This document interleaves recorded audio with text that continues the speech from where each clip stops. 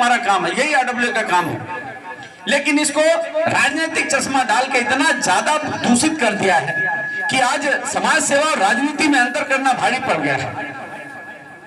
हमारे 2 साल के कार्यकाल को ये केवल दुराग्रह से और गलत गलत झूठ अफवाह फैला के तोड़ने का काम करे। अभी इन्होंने एक आरोप लगाया, मैंने एक वीडियो देखी, कह रहे हैं कि हमें प्रधान जी कह रहे हैं कि मैं एक दलाल हूं। मुझे बड़ा अफसोस हुआ कि आप कम पढ़े लिखे थे, ये जनता जानती है, लेकिन आप कम बुद्धिमान है, ये भी जनता को आपने बता दिया। मैंने उन्हें कहा पूरा वीडियो देखिए आप, तो आपको समझ में आएगा। वो एक आरोप लगा रहे थे कि मैं प्रधान होने के नाते क्या मैं पेंशन ना बनवाऊं। मैं उनसे पूछता हूं, 8 साल आप सरकार में सत्ता का लाभ ले रहे थे, क्या सत्ता के पदासीन होने वाले दल को प्रधान से ज्यादा पावर होती है या कम पावर होती है? सत्ता का जब आप लाभ ले रहे हैं, राशन के कोटे चला रहे हैं, 12-12, 13-13 कमेटियों में आप पदासीन हैं, लाखों रुपए तनख्वाह ले रहे हैं, तब आप पेंशन नहीं बनवा पाए। अब आप प्रधान बन के पेंशन बनवा देंगे। क्या ये झूठ नहीं तो और इससे ज्यादा इस पे क्या कहा जा सकता है? जनता को गुमराह कैसे किया जाता है? यहाँ हमने काम करके दिखाया है, ये कह रहे हम काम करेंगे। 8 साल से क्या कर रहे थे आप? 8 साल में बता दीजिए, किसी की वृद्धा पेंशन लगी हो तो मुझे बताइए। अभी हम 8 नंबर में जब हमारे उत्तराखंड की बैठक थी, एक मातृशक्ति थी, उन्होंने कहा था कि मुझसे भी कहा गया 8,000 रुपए लाइए, हम पेंशन बनवा देंगे। मैंने उसमें संदर्भ में कहा था कि इस तरीके के काम कि मैं पैसे लेके ये करवा दूंगा। मैं जब पेंशन विभाग में गया था हमारे कुछ महिलाओं को लेके, तब मुझे पेंशन विभाग ने ये कहा था कि अभी पेंशन बंद है प्रधान जी, आपको उन्होंने लिखित में हमें जवाब दिया था कि आपको जैसे ही पेंशन खुलेगी आपको सूचित किया जाएगा। जो भी आपके लोग हैं उनको आप संभाल के रखिए पेपर, उसको जब होगा हम आपको सूचित करेंगे। तो जो मुझे लिखित में मिला वो गलत है या जो आप समाज को गुमराह कर रहे हैं वो गलत है? अगर ऐसा कह रहे हैं आप पैसा लेके, तो एक बात बता दूं, जरूरतमंद व्यक्ति कभी पैसा देके नहीं बनवा सकता, क्योंकि वो जरूरतमंद है। राशन कार्ड किसे चाहिए? पेंशन किसे चाहिए? जरूरतमंद को चाहिए। अगर जरूरतमंद को अगर 8,000, 10,000, 20,000 अगर वो दे पाता तो वो फिर राशन की लाइन में या पेंशन के लिए क्यों दावा ठोकता? तो कहने का मतलब है कि इस तरीके से करना ये दलाली है। उनको ले जाके संबंधित विभाग तक पहुंचाना, उनके काम करवाना, ये सेवा है। और सही बात जनता तक बताना, ये तुम्हारा धर्म है, उस पद का धर्म है। लेकिन हम इतने पैसे में बनवा देंगे, मुझे प्रधान बना दीजिए, मैं पेंशन बनवा दूंगा, मैं राशन कार्ड बनवा दूंगा, आपको 4 किलो चीनी दे दूंगा, आपको बिना लाइन के राशन दे दूंगा। ये क्या है? ये दलाली है। इसको दलाली कहते हैं। यही है दलाली, कमीशन का काम। एक चीज बताइए, मान लीजिए मेरे पास 2,000 लोग राशन लेने आते हैं, क्या समाज के बाहर के आते हैं? हमारी कॉलोनी के ही आते हैं। अगर मैं, ये मेरे जानकार है, मैं इनको पहले दे दूंगा तो किसी न किसी को तो पीछे जाना पड़ेगा। कोई तो होगा, मेरे ही कॉलोनी, मेरे ही परिवार का कोई व्यक्ति होगा, कोई बाहरी तो नहीं आया। आपका जानकार है इसलिए आपको पहले, आपकी जाति का है आपको पहले।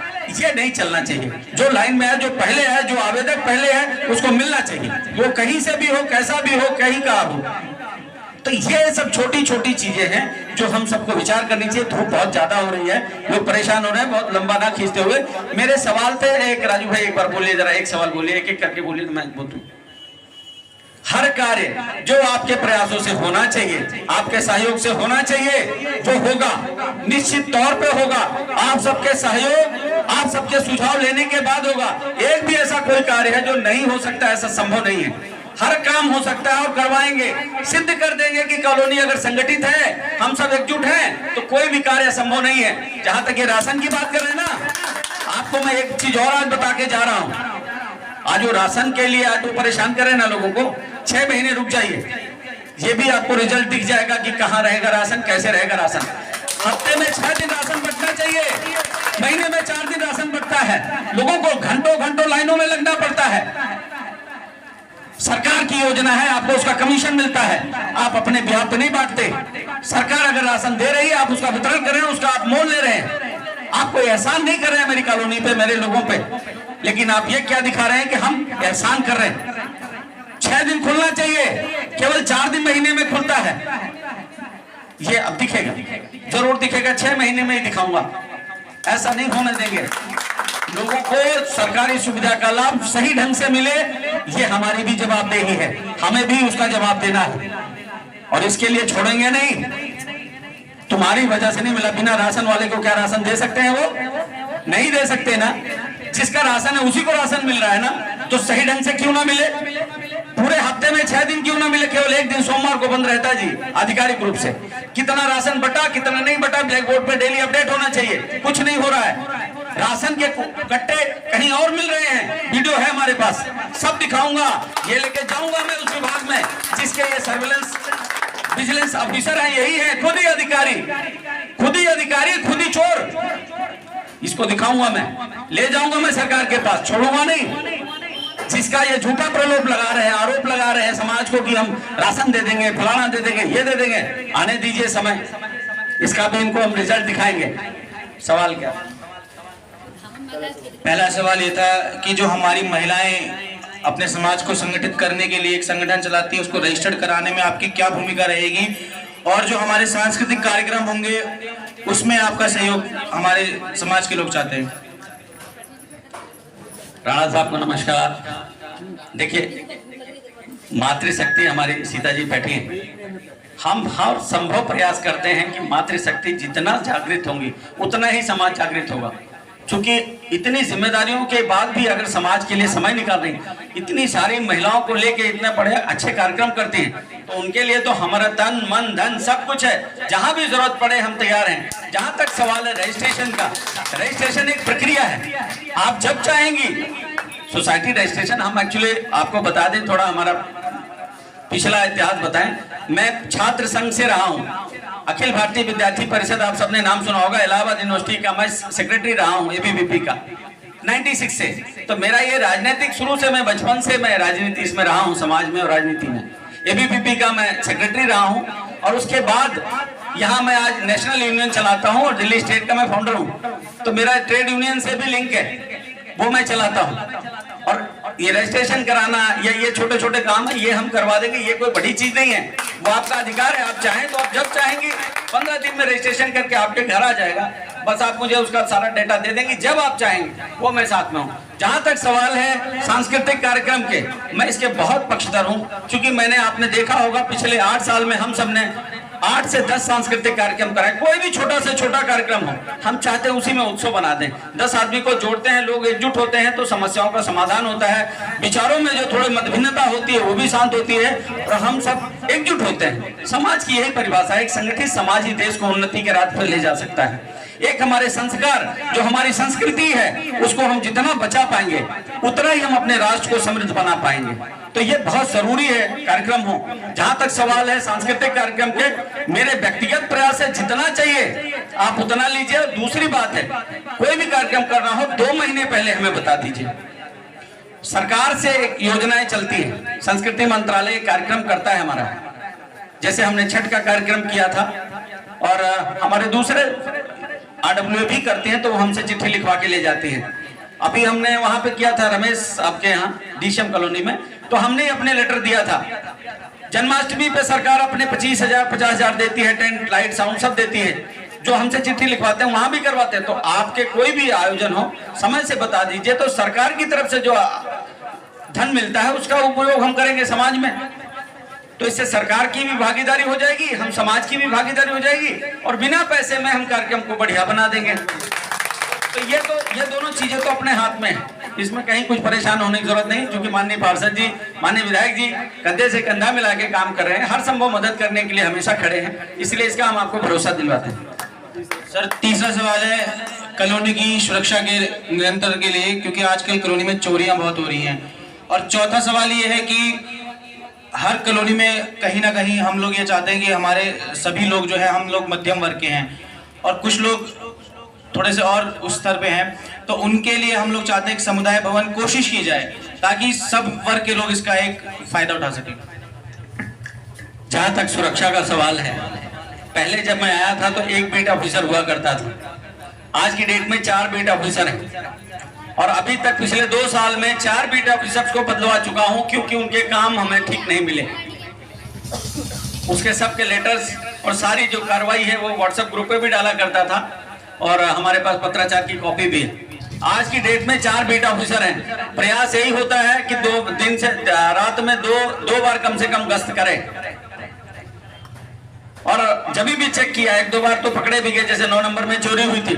मैं रात के 2 बजे मुझे बोला गया, विक्रम नेगी जी ने फोन किया कि एक बार आइए।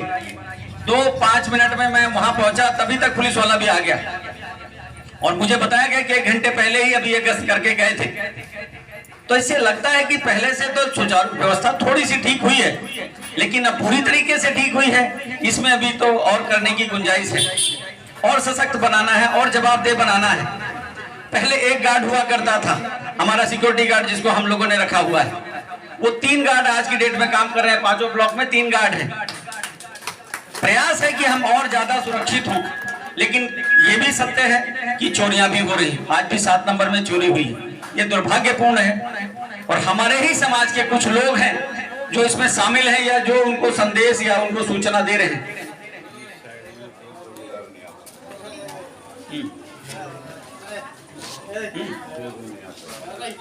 अच्छा, मैं आज ही बुलाता हूँ। इस बार हम सब ने तय किया है कि चौकीदार, जो कि मेरे से बहुत पहले का 20-30 साल का है, जब हम इसको हटाने की बात करते हैं तो हमारे समाज के 20-30-40 लोग आ जाते हैं, मत हटाइए, बहुत पुराना है। मैं चाह रहा था, जब प्रयास भी यही था कि एक एजेंसी है जो 9,000 रुपए में मुझे गार्ड दे रही थी। 4 गार्ड रख लेते जो बाहर से आते, तो ये सुनिश्चित हो जाता उनके लिए हम बैठने की व्यवस्था, अपना ऑफिस देते कि वहाँ कपड़े उपड़े यूनिफॉर्म चेंज कर लें, साइकिल जमा करा दें। लेकिन वो नहीं हो पाया। लेकिन अब मुझे लग रहा है कि ये मजबूरी बन गई, क्योंकि गार्ड अभी, जैसे बोरा जी ने बताया कि गार्ड टाइम से नहीं आ रहा है, क्योंकि इसी कॉलोनी में रहता, जाके सो जाएगा। रोज आप भी नहीं चेक कर सकते, मैं भी नहीं चेक कर सकता। कई बार रैंडमली मैं भी फोन कर लेता हूँ रात को, जैसे मेरी नींद खुली, मैंने रैंडमली फोन किया, कहाँ है बहादुर? बोला साहब यहाँ पे हूँ। अच्छा एक काम कर, अभी आ जाए इधर, मैं देखता हूँ। तब वो घर से आ रहा है या कॉलोनी में चक्कर लगा के आ रहा है, ये थोड़ा सा करना मुश्किल है। तो बाहरी व्यक्ति अगर आएगा वो ड्यूटी करने, तो किसी के घर में नहीं जा सकता, फिर उसे वहां रहना ही पड़ेगा, काम रात भर रहना ही पड़ेगा। और वर्दी बदलेगा तो मेरे ऑफिस में आके बदलेगा, वर्दी जब वो घर जाएगा तो वर्दी बदल के जाएगा। तो ये प्रस्ताव है, ये बिल्कुल सही सुझाव है कि इसको हम लोग करेंगे कि ये बाहरी गार्ड है, अब उसको हमें हटाना ही है, क्योंकि तभी जाके व्यवस्था। अपने गली से एक व्यक्ति को चुनते हैं कि वो हमारी समस्याओं को लेके संबंधित अधिकारी या विभाग तक या RWA तक ले जाएगा। हम उसकी बात माने, उसके साथ चले, इससे हम मजबूत होते हैं, इससे किसी की नेतागिरी नहीं चमकती। आपके ही परिवार का एक व्यक्ति, एक बहन, एक भाई समाज के लिए लड़ रहा है। मैं अगर हूं तो मैं भी आपके परिवार का एक हिस्सा हूं। मेरी ये कॉलोनी, मेरा नत्थू कॉलोनी एक परिवार है। परिवार में से किसी एक को तो जिम्मेदारी लेनी पड़ेगी। अब हम किसको, अपने परिवार का मुखिया किसको बनाते हैं? उस व्यक्ति को जो एक समावेशी विचार का हो, सबको साथ लेके चलने वाला हो। कोई कम कमाता होगा, कोई ज्यादा कमाता हो, कोई बेरोजगार भी हो सकता है, लेकिन एक मुखिया होने के नाते उसको चारों बच्चों पे ध्यान रखना पड़ता है कि उस धन से सबका खर्चा चले और परिवार एक अच्छी तरीके से चले। ये होता है मुखिया का दायित्व। किस तरीके से हम अपनी कॉलोनी को बेहतर बना सकते हैं, सबको एकजुट कैसे कर सकते हैं, सभी छोटा हो, बड़ा हो, बुजुर्ग हो, महिला हो, सबका सम्मान रखते हुए, सबकी बात का आदर करते हुए, सबके सुझाव लेते हुए, समाज में जो भी कार्य बन पड़े, चाहे वो RWA के माध्यम से हो, चाहे RWA सरकार से प्रयास करके ले आए, सरकार के द्वारा आई हुई योजनाओं को जमीन तक उतार दे, यही RWA का कार्य है। अब चूंकि हम सब सज्जन और भोले लोग हैं, बहुत ज्यादा हम राजनीति में नहीं पड़ते। कई बार राजनीतिक लोग भी इसका लाभ उठाते हैं। इससे पहले जब 2 साल पहले आप सबने RWA का काम देखा था, RWA प्रधान को जानते भी थे। ज्यादातर लोग जब पिछले चुनाव में हम सब वोट मांगने निकले थे, तो हर घर से हमें अपमानित होना, ज्यादातर घरों से हमें अपमानित होना पड़ता था। क्या है प्रधान, केवल लूटा है, पैसा लेने आया था, उसके बाद नजर नहीं आया, फलाने फलाने फलाने। बड़ा कष्ट होता था, कौन सी जिम्मेदारी पकड़ ली, कहीं समाज में अपमानित ना होना पड़े, कभी व्यक्तिगत आरोप ना लगे। लेकिन आप सबके सहयोग से, आप सबके आशीर्वाद से और आप सबके समर्थन से छोटा छोटा कार्य हमारे साथियों ने सबने उठा लिया और हम सब पूरे 2 साल कब निकल गए पता भी नहीं चला। ये सब आप सबके संगठन और आप सबके एकजुटता का ही प्रतीक है। समाज, संगठित समाज ही आगे बढ़ सकता है। हम सब अगर अलग अलग शक्तियों में विभाजित होंगे तो हमारी शक्तियों का विखंडन होगा, हमारी शक्ति कम होगी, और जब शक्तियां विखंडित होती हैं तो लोग इसका लाभ भी उठाते हैं। गिद्ध की तरह लोग निगाहें जमा के बैठे रहते हैं। जैसे ही कुछ देखेंगे कि दो में खटपट हुई, फट पकड़ लेंगे, अच्छा ऐसा हुआ, मैं तेरा साथ दूंगा। अरे इससे पहले तुम कहाँ थे, तब क्यों साथ नहीं दिया जब उसको जरूरत थी? जब वो संगठित थे तो क्या जरूरत नहीं थी? यहीं पे मैं अगर छोटे छोटे एग्जाम्पल दूं, सफाई व्यवस्था को लेके 2 साल पहले जब भी जाते थे बोलते थे यहाँ तो कभी सफाई कर्मी आना आ गया तो एक उत्सव होता था। आज सफाई कर्मी नियमित आ रहा है, कम ज्यादा कर रहा होगा, कमियां अभी भी हैं, कर्मचारी कम हैं, उसके लिए लड़ रहे हैं। अभी नई निगम बनी है, नए पार्षद जी आए हमारे, उनसे हम प्रयास करें कि कर्मचारी जल्दी हो, जल्दी बढ़े, उनको फंड आना चालू हुआ है, कुछ कर्मचारी बढ़ाए हैं, कुछ और बढ़ाने की बात चल रही है। बहुत जल्दी इस व्यवस्था को सुंदर करेंगे और बेहतर करेंगे। कूड़े की गाड़ी नहीं आती थी, कमिश्नर के ऑफिस के चक्कर लगा लगा के, कमिश्नर को 2 बार कॉलोनी में घुमा के, लोगों की समस्याओं को बताकर, और एक कूड़े की गाड़ी हमने छोटी मंगाई। बड़ी गलियों के लिए बड़ी गाड़ी और छोटी के लिए टीपर हमारा जो ई रिक्शा आता है वो अपने प्रयासों से लिया। पूरे विधानसभा में कहीं नहीं है, केवल नथु कॉलोनी में कैसे आ गई, बिना प्रयास के, बिना आप सबके सहयोग के, क्योंकि आप सबकी परेशानियां हमारी परेशानी है, हम सब एक ही समस्या से जूझ रहे हैं, कोई अलग नहीं है। अब कुछ लोग राजनीतिक लोलुपता दे रहे हैं और समाज को तोड़ने का काम करें। सामाजिकता और राजनीति में बहुत अंतर है। समाज वो है कि बिना लाज और लालच के, बिना लोभ के, बिना अहंकार के अपने परिवार के हर सुख दुख में खड़ा रहे, ये है सामाजिकता। चाहे रात को जरूरत पड़े, चाहे दिन को, चाहे कोई भी कार्य हो, कर क्या सकते नहीं कर सकते वो अलग बात है, लेकिन खड़े होकर उनके साथ उनके हर सुख दुख में एक अपना साथी बन के खड़े रहे, ये आरडब्ल्यूए का काम है। राजनीतिक लोग समाज में आएंगे तो इस जाति का है, इस धर्म का है, इस बिरादरी का है, इस पार्टी का है, पहले कॉलोनी को डिवाइड करेंगे, विभाजित करेंगे, उसके बाद फिर उसका काम होगा। जैसे अभी बिक्की ने बताया कि जो जो चीजें आई है सरकारी योजनाएं, 2 साल में ना तो लाइट आई है, ना ही शायद कैमरा आया है, लेकिन उससे पहले जब आया था तो कहां कहां बटा, कैसे कैसे बटा, आप सबने देखा। पूरी कॉलोनी में यही हमें शिकायत मिलती रहती है। तो ये सब निर्णय हमें करना है कि अगर कोई काम हो रहा है तो उसमें व्यवधान डालने का काम राजनीति को नहीं करना चाहिए। अब इस तरीके की एक दुराग्रह से, गलत मानसिकता से अगर समाज को लेके जाएंगे तो उसका बहुत दुष्परिणाम होता है। समाज एकजुट रहे, हम सब एकत्रित रहें और हम सब मिलकर अपनी समस्याओं का समाधान करवाएं, यही हमारा काम है। जहां तक सवाल है हमारे साथ उनका एक दूरियों का, 2 साल पहले हमारे साथ थे, आप सब उनसे पूछ सकते हैं क्या कारण है, क्या वजह हुई जो आपने उनका साथ छोड़ दिया। कहीं चर्चा में लाए, किसी से बात किया या कोई गलती बता दें, हर मंच से उनको अपने से ज्यादा सम्मान दिया, जो काम उन्होंने बताया वो कार्य किया। ऐसा कौन सा कारण है जो हमसे अलग हो? आपको जान के हैरानी होगी, वो जिस दल से थे उसी दल के वो खिलाफ जा रहे थे, और जो व्यक्ति जो कार्य कर सकता है उस व्यक्ति को वो कार्य ना करने दें। जैसे बिजली का कार्य, बिजली के कार्य हैं, बिजली के कार्य के लिए उन्होंने हमारे विधायक जी से जब हम मिलते थे तो विधायक जी यही कहते थे कि राहुल शर्मा बिजली का कार्य देखता है, उससे आप मिल लीजिए, मैं बात कर लेता हूं। अब हम राहुल शर्मा जी को जब बुलाते तो वो ये कहते कि उनको कॉलोनी में मत घुसने दीजिए। अगर विधायक जी ने वो दायित्व दिया है उन्हें, तो मैं कॉलोनी में कैसे रोक सकता हूं? मुझे तो कॉलोनी का काम कराना है, कॉलोनी में कैसे काम होगा ये हम सबका दायित्व है, हमारी ड्यूटी है। आपने हमें राजनीति करने के लिए नहीं घुसाया है, राजनीति करने के लिए हमें नहीं जिताया है, काम करने के लिए बोला है, तो हमें तो उस काम को करना पड़ेगा। और ऐसी स्थिति में अगर मैं किसी के पास जाता हूं तो उससे आपको आपत्ति होती है, हम आपसे कहते हैं आप काम करवाइए, हाँ देखेंगे देखेंगे, तुम तो यार क्या प्रधान क्या बन गए, बिल्कुल लठ तोड़ दिया है, जब समय मिलेगा तो देखेंगे। इधर से जनता का दबाव है, इधर ये गोली दे रहे हैं, तो हम भागेंगे नहीं क्या? अपनी तरफ से प्रयास करेंगे। हम अकेले ही अपनी टीम को लेकर विधायक जी के पास चले गए, ये इनके नाराजगी का कारण है। राहुल शर्मा के माध्यम से जो बिजली के काम हुए, जो भी कार्य हो रहे हैं, उससे इनको नाराजगी की कॉलोनी में उसको क्यों घुसने दिया। अब पार्टी ने उसको टिकट दे दिया, ये उनको लगता है कि ये उनकी नाराजगी का कारण है। ये इस तरीके से जो कार्य हैं, ये धीरे धीरे अब वो पिछले निगम चुनाव में कहां थे, दूसरी तरफ चले गए, अपनी ही पार्टी के खिलाफ चले गए, आप सबने देखा। अब वो कहते कि आप भी हमारे साथ चलिए।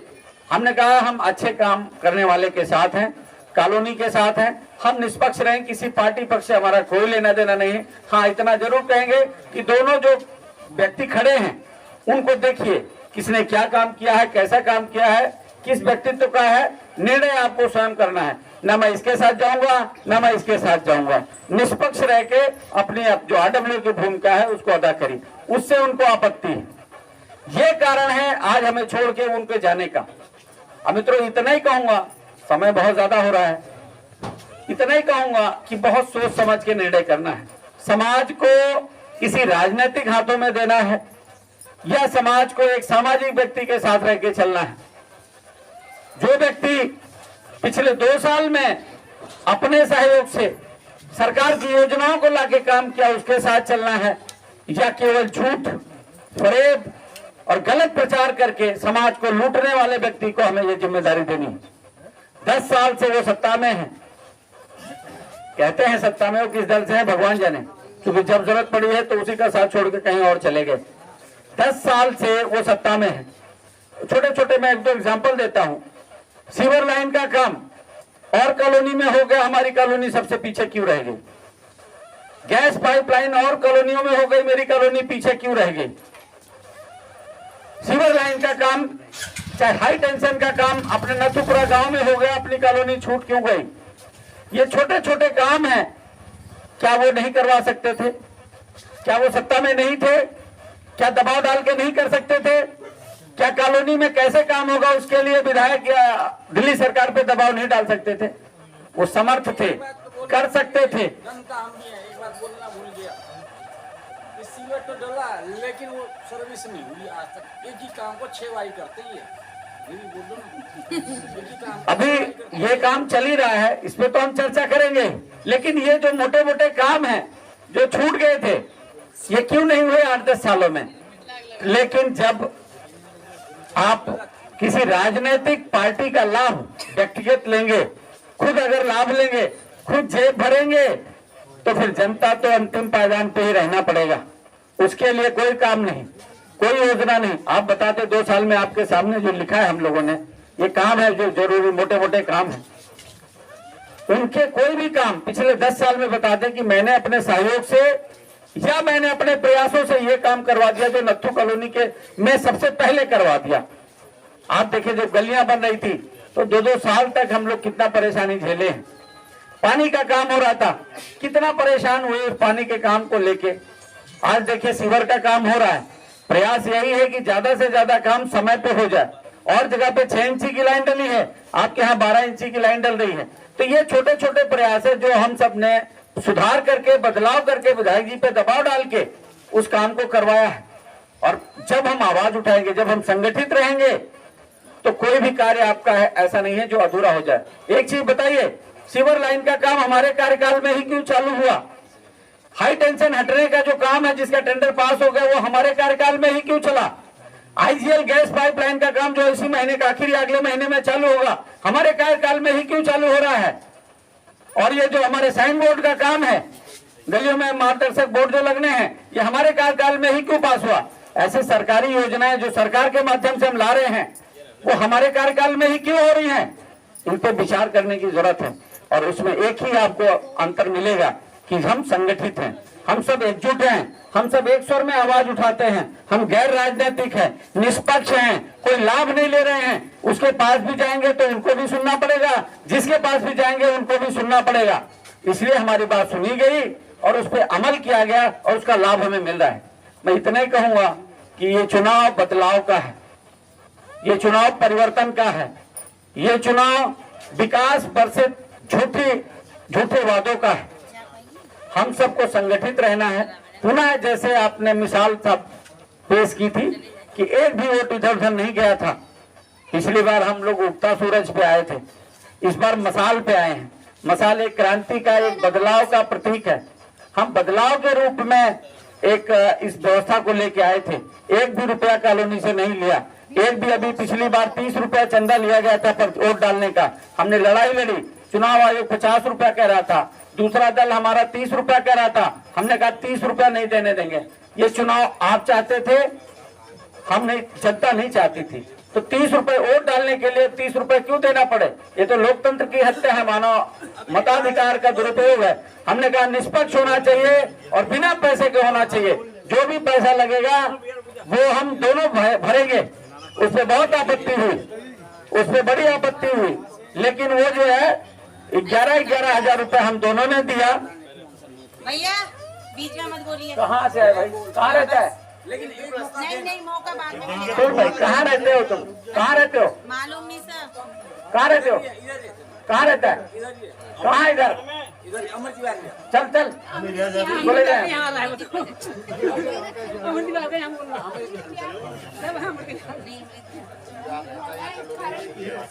तो दोस्तों यही मैं कह रहा था कि ये बहुत ही समझदारी का चुनाव है।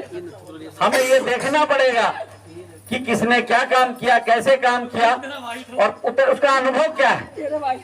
एक पढ़े लिखे की टीम हो, एक संगठित टीम हो। आपको बता दें हर गली में हमारा गली प्रधान, अब नया एक और इसमें चेंज कर रहे हैं, हर गली में एक पुरुष गली प्रधान, एक महिला गली प्रधान, 2 होंगे, क्योंकि महिलाएं बहुत ज्यादा हमारे घरों में रहती हैं।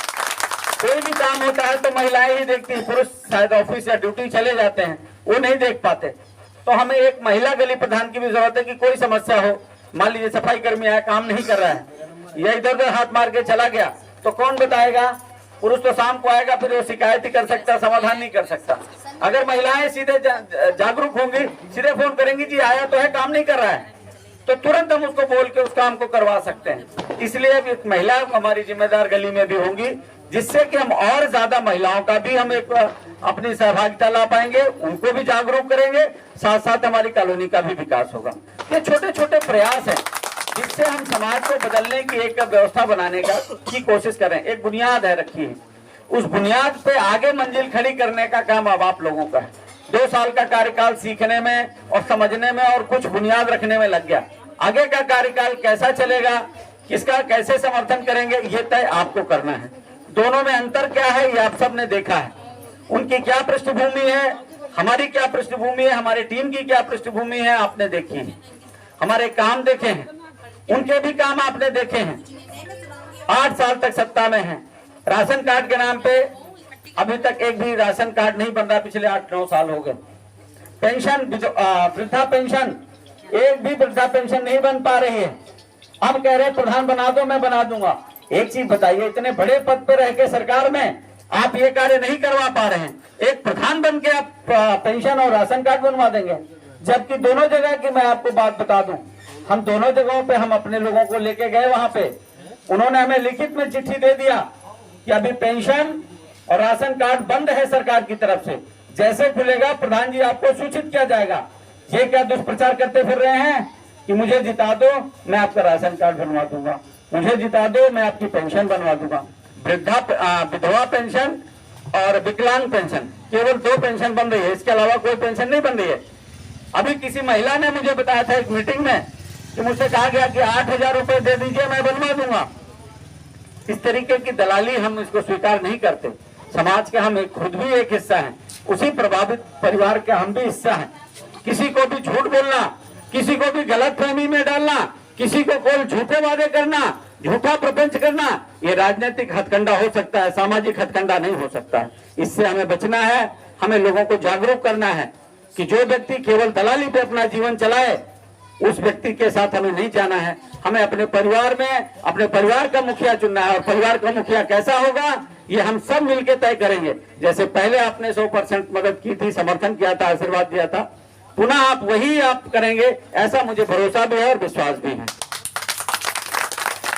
आपका एक वोट, एक जो शक्ति, सामाजिक शक्ति है, उसको बल देगी।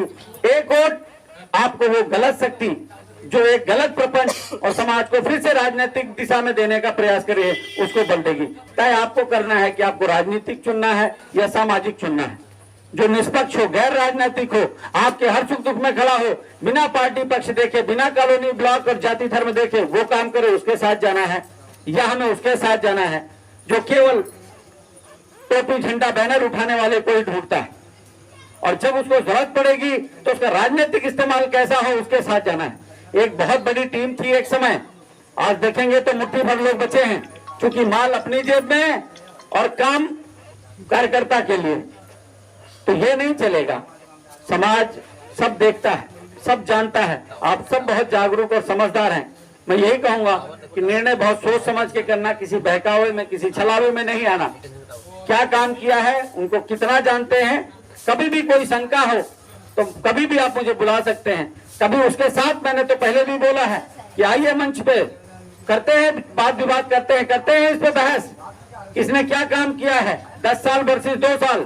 अगर आप आगे निकल जाते हैं तो मैं अपना नाम वापस ले लूंगा, आप सबके बीच में कह रहा हूं। लेकिन इस तरीके के झूठे वादे जो जनता को गुमराह करना हो, भोली जनता को परेशान करने वाले नहीं होने चाहिए। हम सब परिवार का एक हिस्सा हैं और एक हमारा नत्थू कॉलोनी एक परिवार है, वो परिवार बना रहे, इसके लिए आपका एक वोट बहुत कीमती है। अब आप सब जागरूक लोग हैं, अपने गली में, अपने लोगों में ये बात फैलाएंगे, ये चर्चा में लाएंगे और एकजुट होके जैसे पहले आप सबने मतदान किया था वही मतदान करना है। सबकी पर्ची कटी होनी चाहिए। 2 अक्टूबर को ओरिजिनल आधार कार्ड और बिजली का बिल फोटोकॉपी भी चलेगा, वो लेके सबसे पहले मतदान, फिर जलपान। सबसे पहले इस बार 5 ब्लॉक के 5 अलग अलग कमरे होंगे। बहुत अच्छी व्यवस्था करने का प्रयास किया है कि आप सबको तकलीफ ना हो।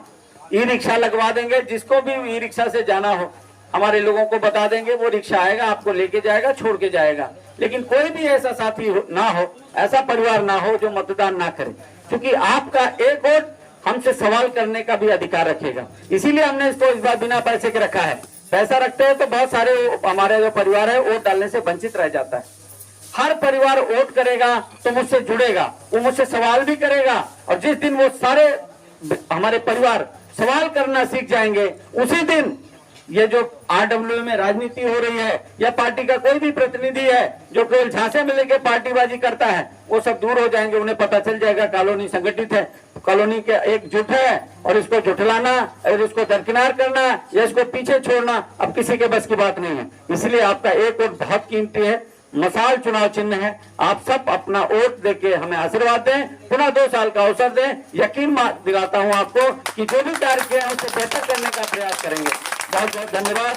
भारत माता की जय, भारत माता की जय। बहुत बहुत धन्यवाद, बहुत बहुत आभार। आप सबने समय निकाला, सुना, इसके लिए बहुत बहुत धन्यवाद। हमारे